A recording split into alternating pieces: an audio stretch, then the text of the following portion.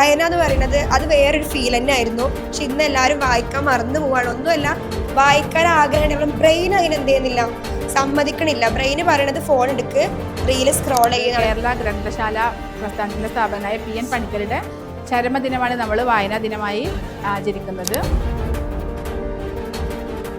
വായിച്ചാൽ വളരും, വായിച്ചില്ലെങ്കിൽ വളരും.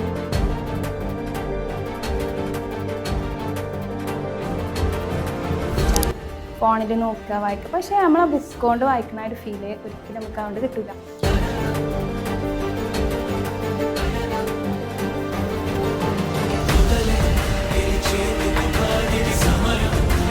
ഓരോ കഥകൾക്ക് ഓരോ ഒരു മോറൽ ഉണ്ടാവും അല്ലെ? അപ്പൊ അതിലൂടെയാണ് എന്ത് ചെയ്യുക, നമ്മളെ കുട്ടികൾക്ക് ഇങ്ങനെ പറഞ്ഞ് മനസ്സിലാക്കി കൊടുക്കുക.